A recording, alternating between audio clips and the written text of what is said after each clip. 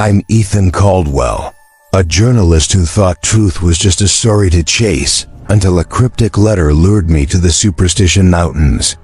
The lost Dutchman mine, a legend of gold and death, was supposed to be my next big scoop.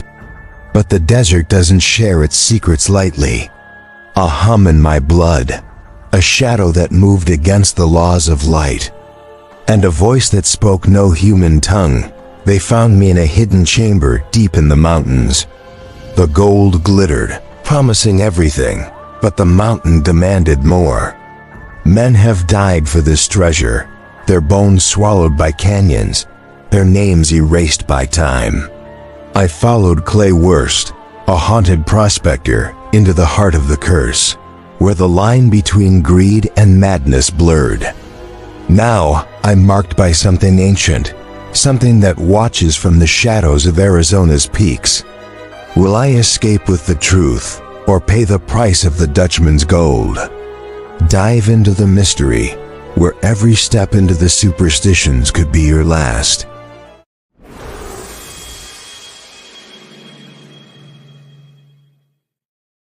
The desert wind howled like a grieving widow, kicking up red dust that stung my eyes and clung to my sweat-soaked shirt. I stood at the edge of a patchy junction, where the asphalt gave way to the jagged silhouette of the Superstition Mountains, their peaks clawing at the bruised Arizona sky. My name is Ethan Caldwell, and at 32, I'd spent most of my life chasing stories, first as a journalist, then as a man obsessed with the kind of truths that don't fit neatly into headlines. But nothing, not a single byline or late-night conspiracy dive, had prepared me for the pull of the lost Dutchman mine. It started with a letter, yellowed and brittle, slipped under my motel room door 3 nights ago. I'd been in Phoenix, wrapping up a freelance piece on urban sprawl, when the envelope appeared. No stamp, no return address, just my name scrawled in black ink. Inside was a single page, the handwriting jagged, like it was written in a hurry or a fever. The mine is real, Ethan. It's waiting, but it takes more than you're willing to give. Meet me at Goldfield Ghost Town midnight. Tomorrow. Come alone. It was signed CWU. Initials that meant nothing to me then. I should have tossed it. I'd heard the stories everyone in Arizona had. Jacob Waltz, the German immigrant they called the Dutchman, who struck gold in the superstitions in the 1870s and took its secret to his grave in 1891. A mine so rich it could make millionaires of 20 men, he'd said, but cursed, guarded by something older than the mountains themselves. Treasure hunters had died for it. Adolf Ruth with his skull shattered in 1931. Jesse Capon vanishing into a crevasse in 2009. The superstitions didn't just hide gold, they swallowed lives. Yet, that letter burned in my pocket, its words looping through my mind like a fever dream. Goldfield Ghost Town was a half-hour drive east, a relic of Arizona's mining past, now a tourist trap with sagging saloons and rusted mining gear. At midnight, it was a skeleton of itself, the desert reclaiming the silence. I parked my beat-up Jeep under a flickering street lamp and stepped into the dark, my boots crunching on gravel. The air smelled of sage and something sharper, like ozone before a storm. My flashlight beam danced across boarded-up storefronts, catching the glint of a coyote's eyes before it slunk into the shadows. "You're late," a voice rasped from the darkness. I spun, my heart slamming against my ribs. A figure stepped into the faint glow of my flashlight, an old man, wiry and weathered, his face carved with lines deep as arroyos. His eyes, pale blue and unblinking, seemed to hold the weight of decades. He wore a faded denim jacket, a battered Stetson pulled low over his brow. "You see you?" I asked, my voice steadier than I felt. "Clay Wurst," he said, spitting the name like it tasted bad. "You're the writer, huh? Thought you'd be older." Clay Wurst. The name hit me like a stone. I'd read about him, a legendary treasure hunter, one of the last to search the superstitions before prospecting was banned in 1984. He'd been at it since the 1950s, following his father's maps, chasing the Dutchman's gold. Most folks thought he was dead or crazy, a ghost of the mountains like Waltz himself. "You sent the letter," I said, holding it up. "Why me?" He snorted, leaning against a rusted ore cart. "Saw your articles. You dig deeper than most. You don't just write what they tell you. That's rare." He paused, his eyes narrowing. "And I'm running out of time. For what?" I asked, though my gut already knew. "The mine," he said, his voice dropping to a whisper. "I found it, boy. Not just stories, the real thing. But it ain't just gold down there. There's something else, something that don't let go." My skin prickled, and not from the cold. I'd spent years chasing leads, debunking myths, but the way Clay spoke, the way his hands trembled despite his steady voice, made me believe him, or at least want to. "Show me," I said, the words out before I could stop them. He laughed, a dry rattling sound. "You don't just walk into the superstitions, Caldwell. You gotta be ready to lose something, maybe everything. Meet me here tomorrow dawn. Bring water, a gun, and a reason to keep going. You'll need all three." He turned and vanished into the dark, leaving me with the wind and the weight of his words. I stood there, the letter crumpled in my fist, my mind racing. The superstitions loomed ahead, black and silent, like they were watching me. I'd always thought the curse was just a story, a way to explain the deaths, the disappearances.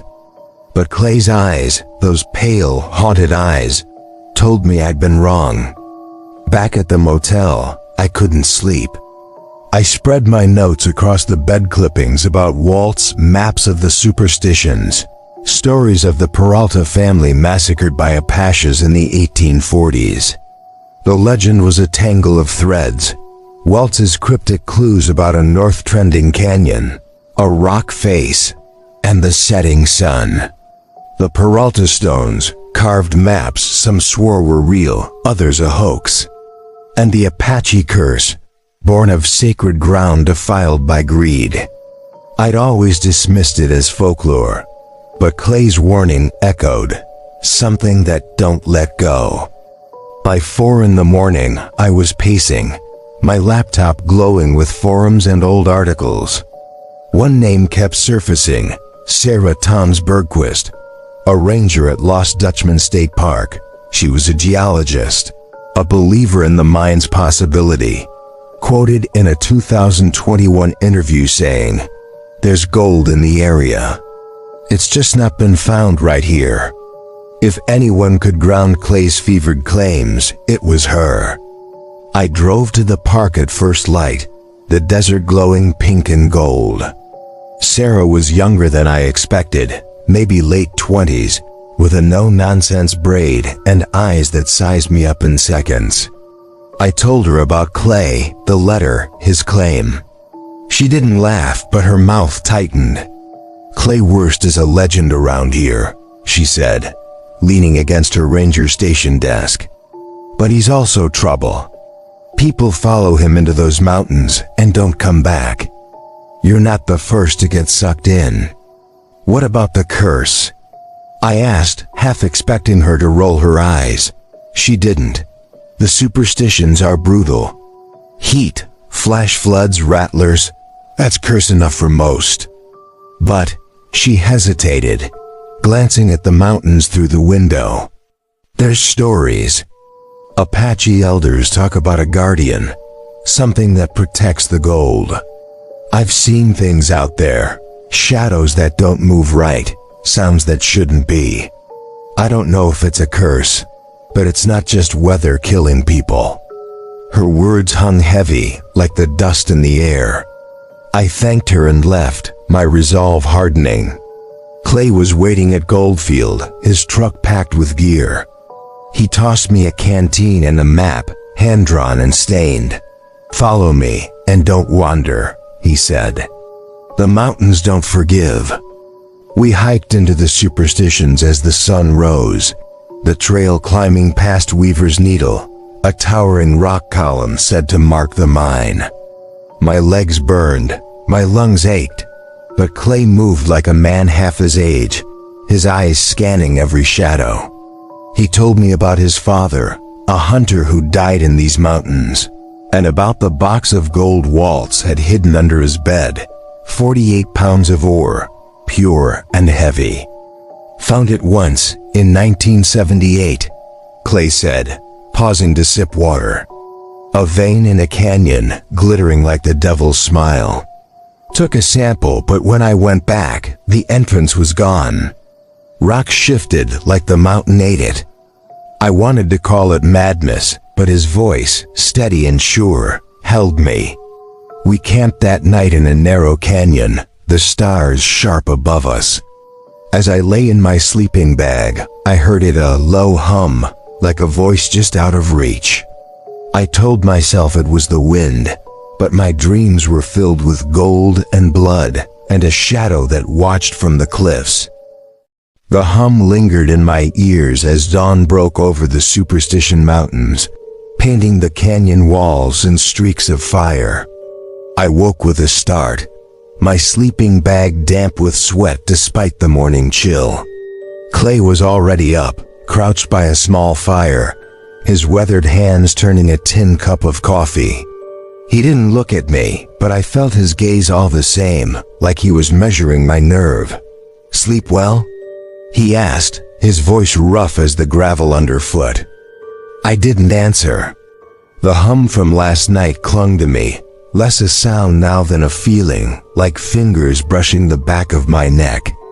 I told myself it was exhaustion, the altitude, anything but the stories Sarah had hinted at, shadows that didn't move right, a guardian in the mountains. I shook it off and packed my gear, my eyes scanning the cliffs above. The superstitions felt alive, watchful, their silence heavier than the heat.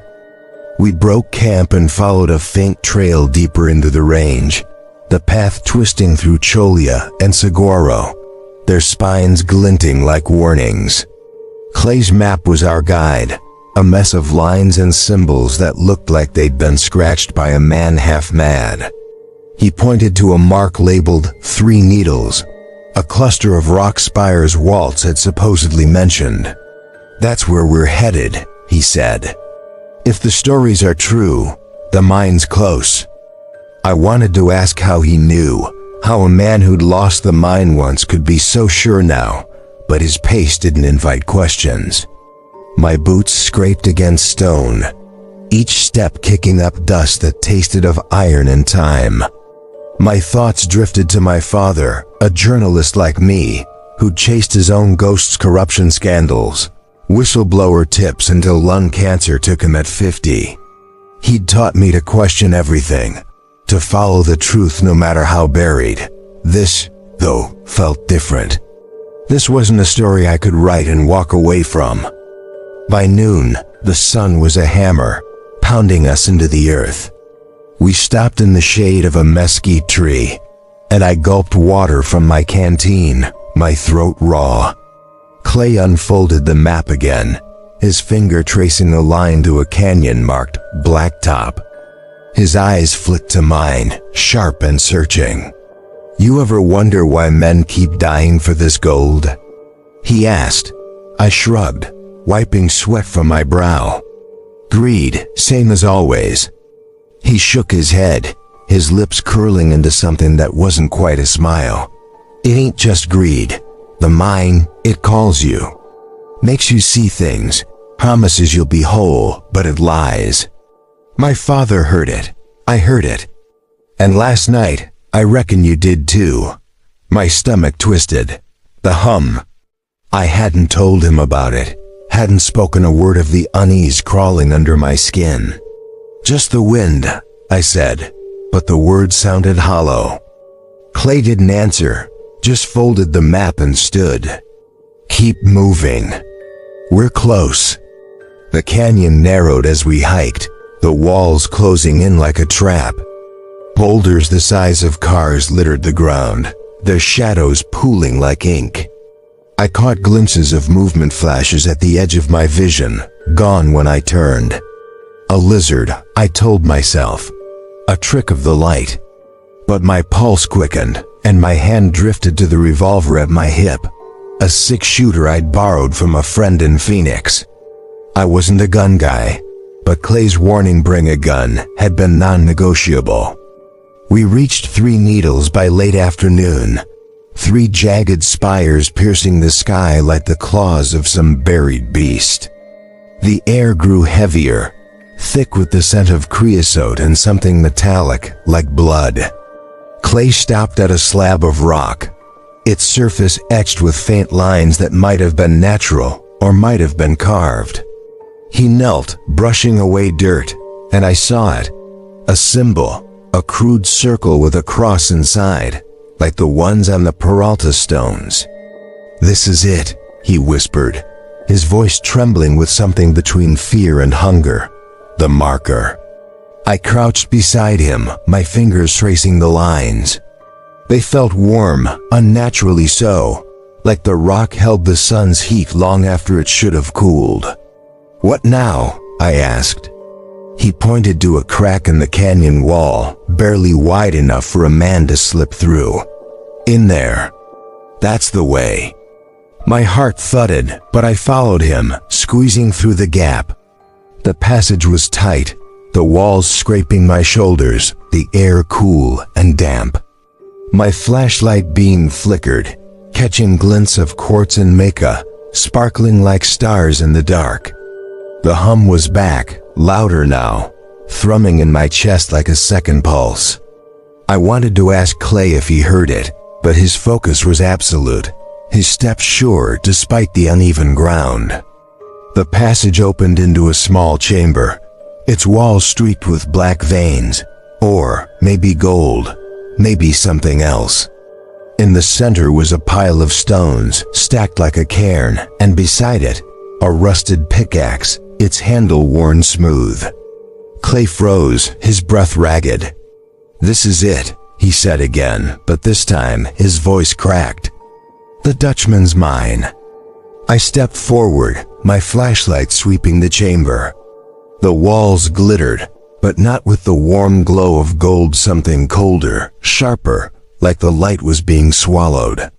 I reached for the cairn, my hand trembling, when a sound stopped me cold. Not the hum, but a voice low, guttural, speaking words I couldn't understand. It came from everywhere and nowhere, echoing in the stone. Clay's face went pale, his eyes wide. "You hear that?" he whispered. I nodded, my mouth dry. "What is it?" He didn't answer, just grabbed my arm and pulled me back toward the passage. "We need to go, now." But before we could move, the ground shook, a low rumble that sent dust cascading from the ceiling. The voice grew louder, the words sharper, like a blade scraping bone. I stumbled, my flashlight dropping, its beam spinning wildly across the walls. In that chaos, I saw it, a shadow, tall and formless, moving against the rock, not a trick of the light. Not a lizard. "Clay!" I shouted, but he was already running, his boots pounding the stone. I scrambled after him, the voice chasing us, the hum now a roar in my skull. We burst out of the passage into the canyon, the sunlight blinding. Clay collapsed against a boulder, gasping, his hands shaking as he clutched the map.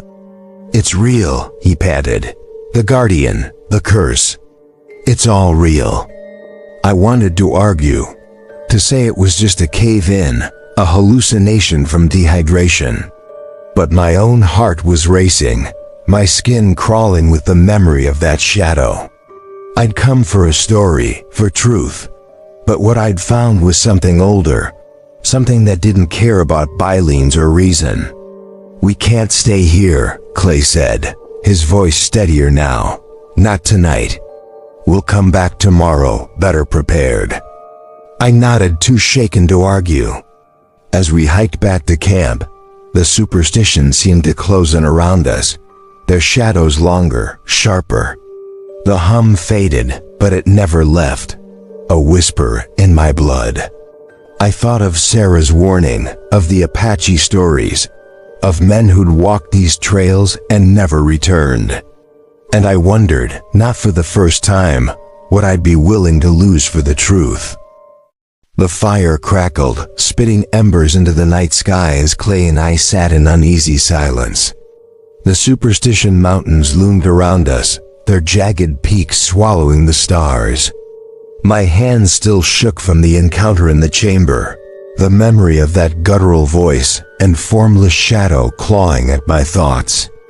I wanted to write it off as fear, as the desert playing tricks, but the hum lingered in my chest, a pulse that wasn't mine.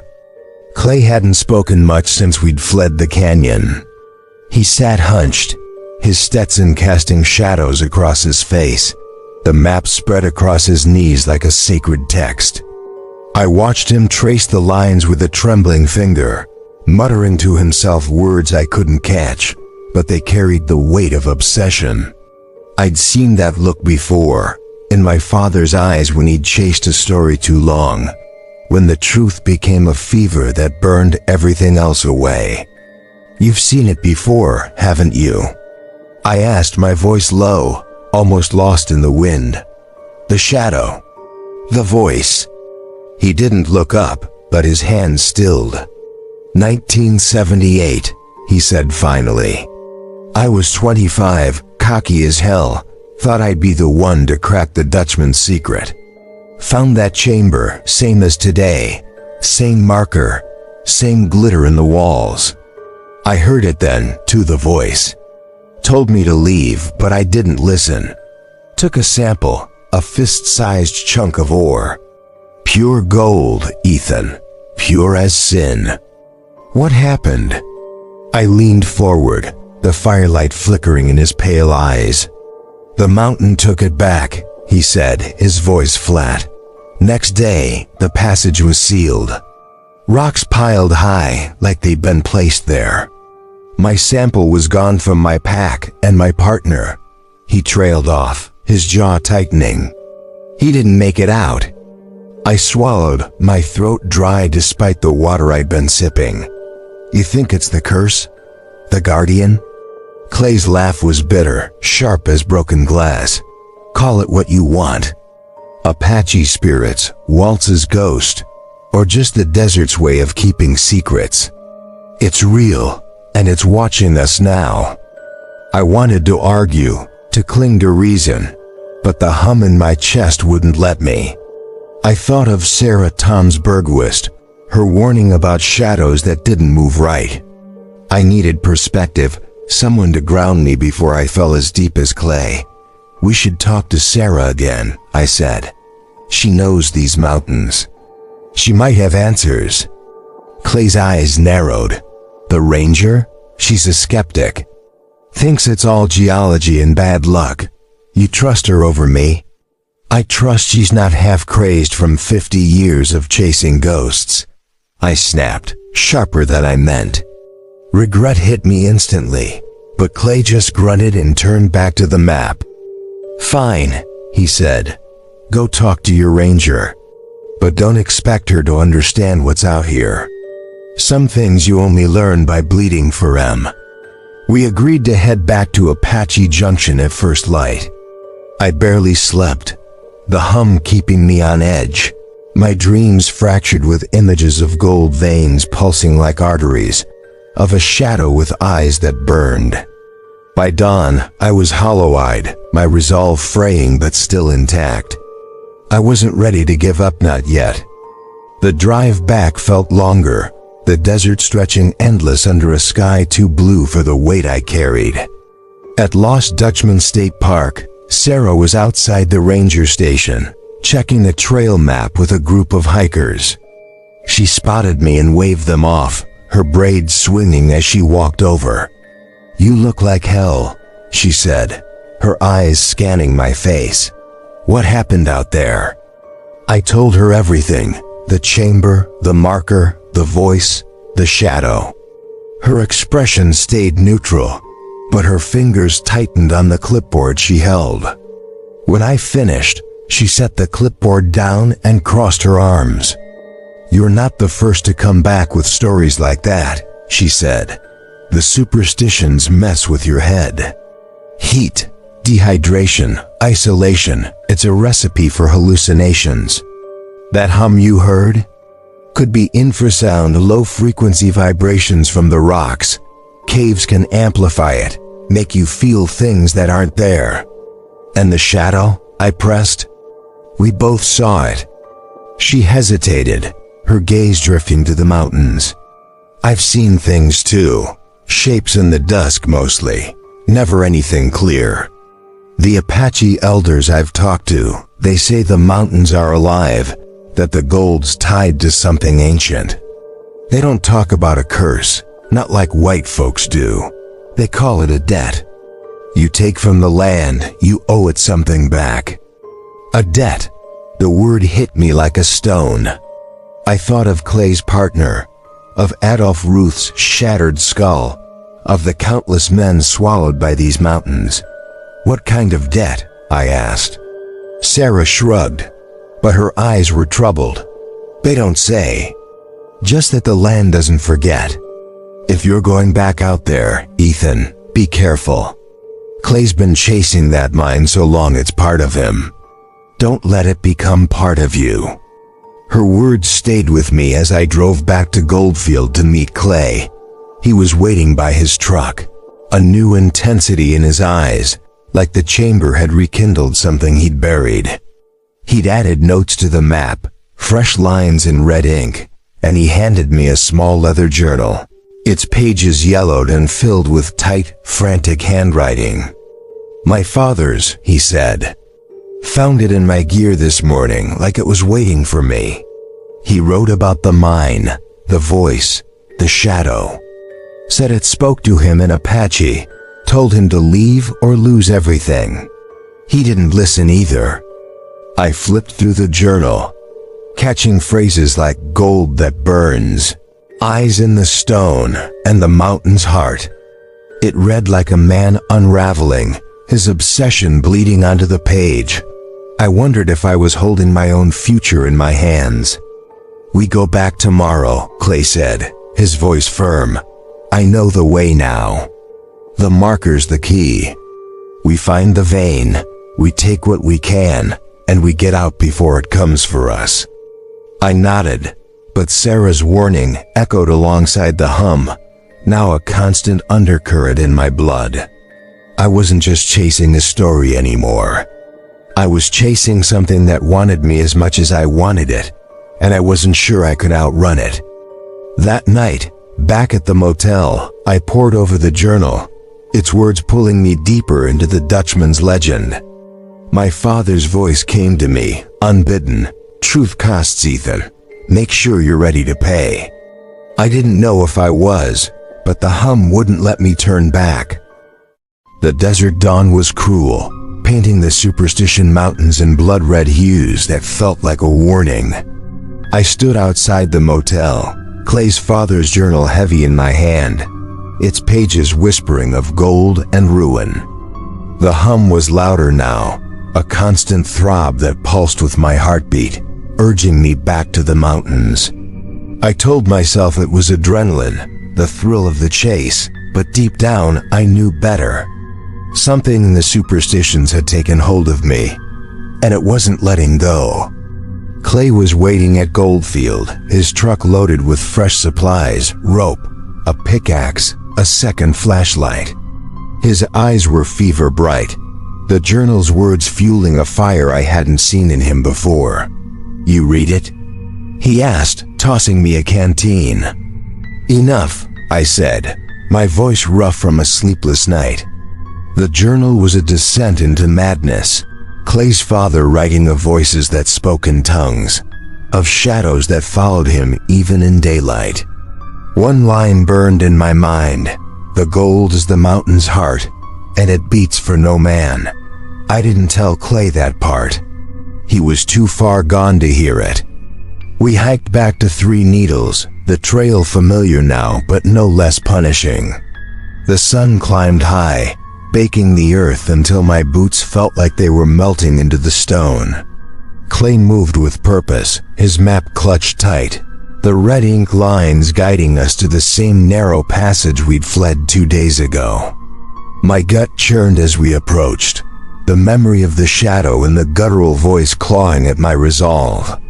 But the hum pulled me forward, a siren's call I couldn't ignore.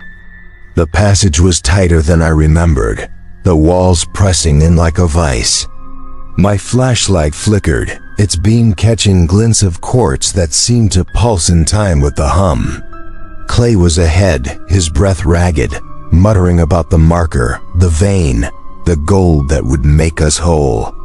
I wanted to believe him, to think this was still about a story, about truth. But Sarah's words echoed, a debt, not a curse. I wondered what the mountain would demand from me. The chamber opened before us, unchanged yet different. The cairn of stone stood in the center, the rusted pickaxe beside it, but the air was heavier, thick with that metallic tang. The black veins in the walls glittered, not gold, but something colder, like frozen starlight. The hum was deafening now, vibrating in my bones, and I felt it eyes on me, not from Clay, not from any living thing, but from the mountain itself. Clay knelt by the cairn, his hands shaking as he pulled stones away. "It's here," he whispered, his voice reverent. "I can feel it." I wanted to stop him, to drag him back to the sunlight, but my feet wouldn't move. The hum held me, rooting me to the spot as Clay uncovered a seam in the rock, a thin line of gold that glowed like fire. He laughed, a sound that was half joy, half madness, and reached for the pickaxe. "Clay, wait," I said, my voice barely a whisper. "Something's not right." He didn't hear me. He swung the pickaxe, the blade biting into the seam. Sparks flew, and the chamber shook, a low rumble that sent dust cascading from the ceiling. The voice came again, louder, sharper, not words but a command, raw and ancient. I stumbled back, my flashlight dropping, its beam spinning across the walls. And there it was, the shadow, taller now, its edges bleeding into the dark, eyes like embers burning through me. "Clay," I shouted, but he was lost, hacking at the seam, gold dust glittering in the air. The shadow moved, not toward him but toward me, its presence a weight that crushed the breath from my lungs. I fumbled for my revolver, my hands slick with sweat, but the shadow didn't flinch. It spoke, not in words but in images, flashes of blood-soaked stone, of men torn apart by greed, of a land that remembered every theft. I fell to my knees, the hum drowning out everything, my vision blurring. The mountain wasn't just alive.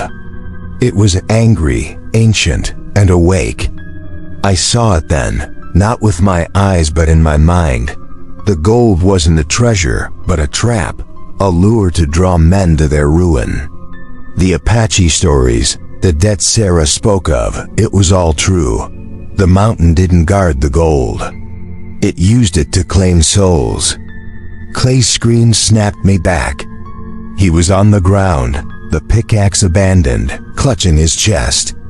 Blood seeped through his fingers, dark and thick, though I saw no wound. The shadow loomed over him, its formless mass swallowing the light. I scrambled to his side, dragging him toward the passage, my own fear a distant thing now, drowned by the need to get out. "We have to go," I yelled, pulling him to his feet. He was heavy, limp, his eyes wide with terror or awe, I couldn't tell. The shadow didn't follow, but the voice did, its command echoing in my skull as we stumbled through the passage. The walls seemed to close in, the air thick with dust and the stench of blood. I don't know how we made it out, but we did, collapsing in the canyon under a sky that felt too bright, too clean for what we'd seen. Clay was breathing, but barely, his face gray as ash. "It took him," he whispered, his voice broken. "My father.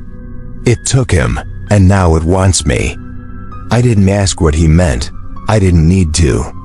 The hum was quieter now, but it was still there, a reminder that the mountain wasn't done with us. I half-carried, half-dragged Clay back to camp, my mind racing. The gold, the shadow, the voice, it wasn't just a curse.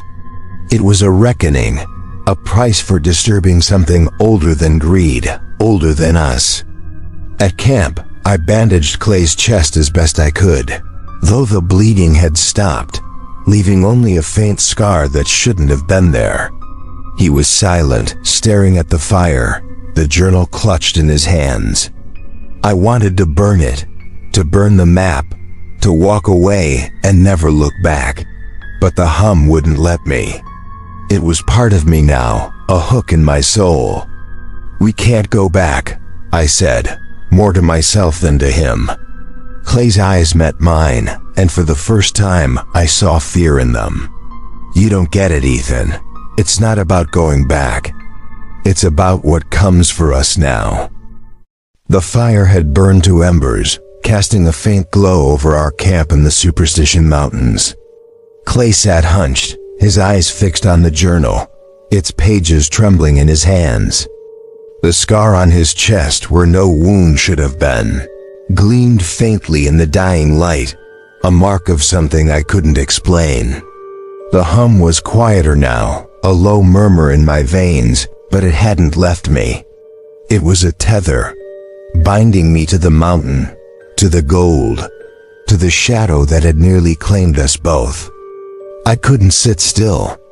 My legs ached from dragging Clay out of the canyon, but my mind was worse fractured, caught between reason and the impossible.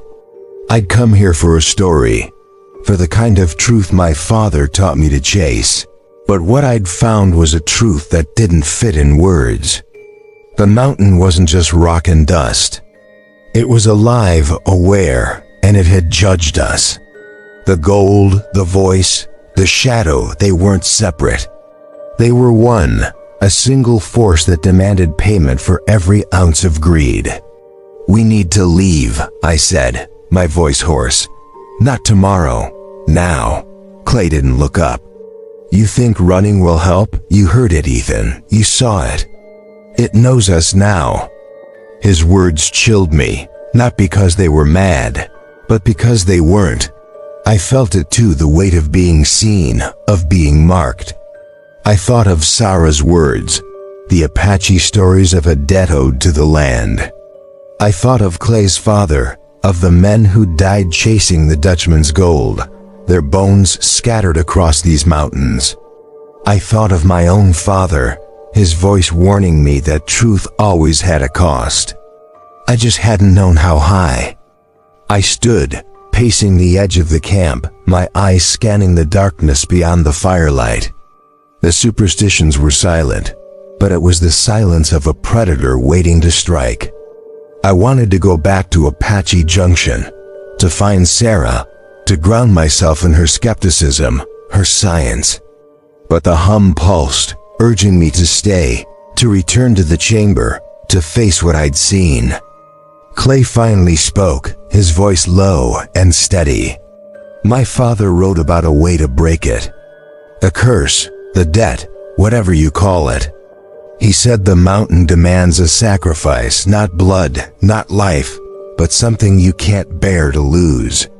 I stopped pacing, my heart thudding. What kind of sacrifice? He shrugged, his eyes hollow. He never said. Never got the chance. But I think it's why he died. He tried to take the gold without paying, and the mountain took him instead. I sank to the ground, my mind racing. A sacrifice. The word felt heavy, like the stones in that chamber. What could I give up? My career, my sanity, the truth I'd spent my life chasing. The hum seemed to answer. A whisper that wasn't words but a feeling: give everything, or lose everything. We go back at dawn, Clay said, closing the journal. One last time. We find the vein, we take what we can, and we offer something back. If we don't, it'll come for us anyway. I wanted to argue, to tell him he was crazy, but the hum wouldn't let me. It was louder now, a rhythm that matched my pulse, pulling me toward the canyon like a tide. I nodded, not because I agreed, but because I didn't know what else to do. Sleep was impossible. I lay in my sleeping bag, staring at the stars, the journal beside me. I flipped through it again, hoping for answers, but found only fragment sketches of the marker, phrases like "the heart demands," and a single line in Apache, translated in the margin, "Return what was taken." I didn't speak Apache, but the words felt familiar, like the voice in the chamber.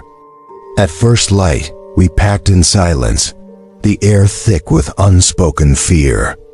The hike to Three Needles was faster this time. The trail burned into my memory. The passage loomed ahead, its narrow mouth like a wound in the mountain. Clay went first, his flashlight steady, but I saw the tremor in his hands. I followed, my revolver heavy at my hip, its weight a false comfort. The chamber was waiting, unchanged yet alive with menace. The cairn stood untouched, the black veins in the walls pulsing faintly, or maybe that was my imagination. The hum was a roar now, shaking my bones, and the air was thick with that metallic tang, sharper than before.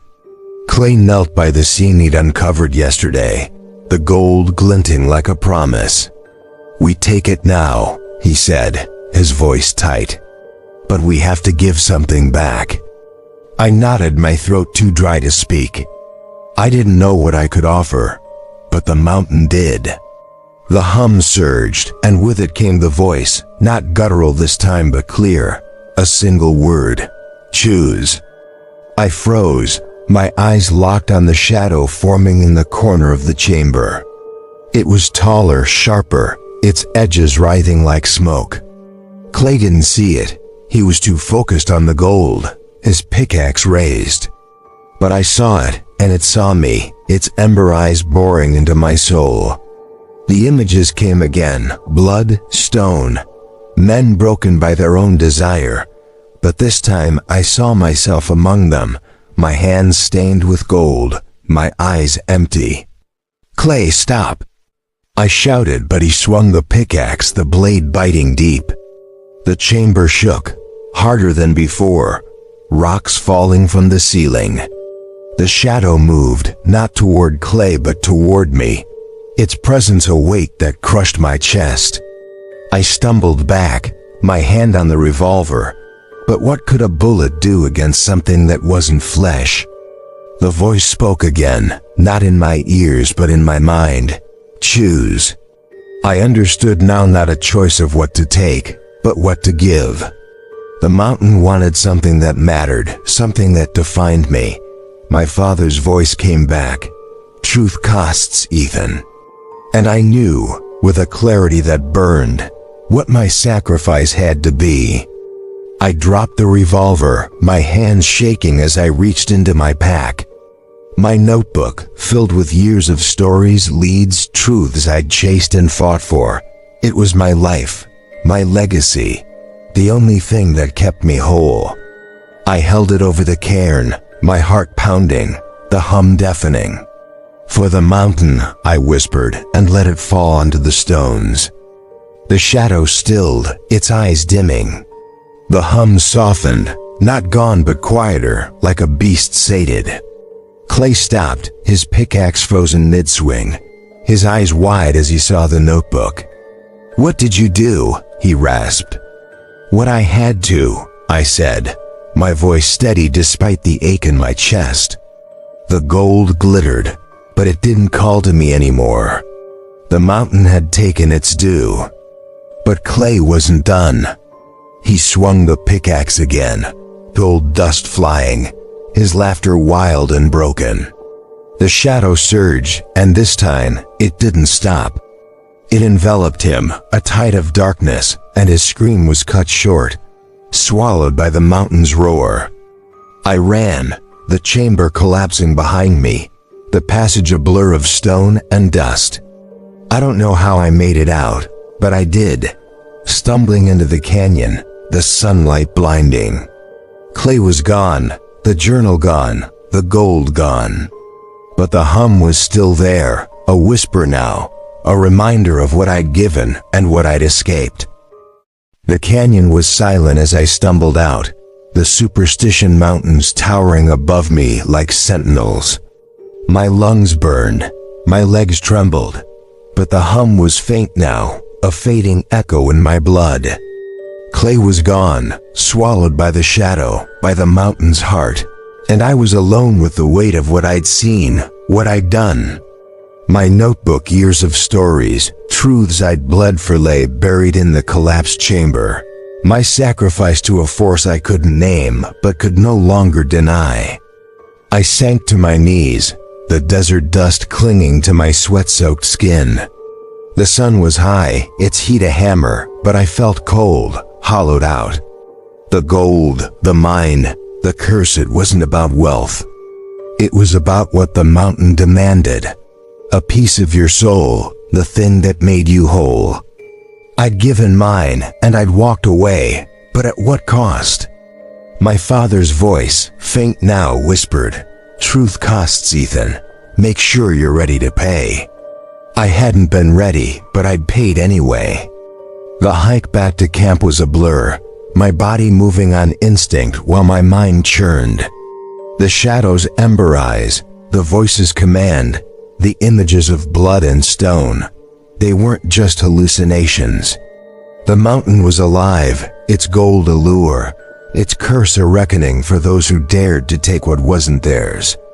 The Apache stories Sarah had mentioned, the debt to the land, were true in a way I'd never understood. The world wasn't just rock and sky. It held forces older than reason, older than greed, and I'd brushed against one. I reached the camp by dusk, the fire long dead. Clay's gear scattered like relics of a failed pilgrimage. His truck was still there, keys in the ignition, but I couldn't bring myself to touch it. Instead, I packed my own gear, my hands shaking as I stuffed my sleeping bag into my pack. The hum was gone, but its absence was almost worse, a void that reminded me of what I'd lost, not just Clay. Not just my notebook, but the part of me that believed truth could be captured, contained, explained. I drove back to Apache Junction under a starless sky, the desert stretching endless around me. My first stop was the ranger station. Sarah was there, her braid loose, her eyes narrowing as she saw my state dust-caked, hollow-eyed, alone. "Where's Clay?" she asked, her voice sharp with suspicion. "Gone," I said, the word heavy. I told her everything, the chamber, the gold, the shadow, the collapse. I told her about the sacrifice, my notebook, the moment the mountain let me go. Her face stayed guarded, but her hands clenched, betraying the calm she tried to project. "You're lucky to be alive," she said finally, her voice low. "Most don't walk away from the superstitions when they go that deep." "Lucky," I echoed, the word bitter. "Doesn't feel like it." She leaned against the desk, her eyes searching mine. "You saw something out there, Ethan, something real. The Apache elders I've talked to, they say the mountain doesn't just take. It teaches. If it let you go, it's because you paid what it asked. But it'll never leave you." Her words hit like a blade. I thought of the hum, the way it had pulsed in my veins, the way the shadow had looked at me, not with malice, but with judgment. I thought of Clay, his obsession consuming him, his laughter as he swung the pickaxe, his scream as the shadow took him. He hadn't paid, not in time, and the mountain had claimed what it was owed. "What do I do now?" I asked, my voice barely a whisper. Sarah's expression softened just for a moment. "You live with it. You carry it, and you don't go back." I nodded, but her words felt like a half-truth. The mountain wasn't done with me, not entirely. I could feel it in the quiet of my mind, a whisper of something vast and ancient, watching from the shadows of my life. I left the ranger station and drove to Phoenix, the city's lights a jarring contrast to the desert's dark. I checked into a new motel, avoiding the one where Clay's letter had found me. Sleep came in fragments, haunted by flashes of gold and stone, but the hum didn't return. In the morning, I sat at a diner, a notebook in front of me, not the one I'd sacrificed, but a new one, blank and heavy with possibility. I tried to write, to put the story down, but the words wouldn't come. The truth of the lost Dutchman mine wasn't something I could capture in ink. It was too big, too raw, a wound in the world that bled into those who sought it.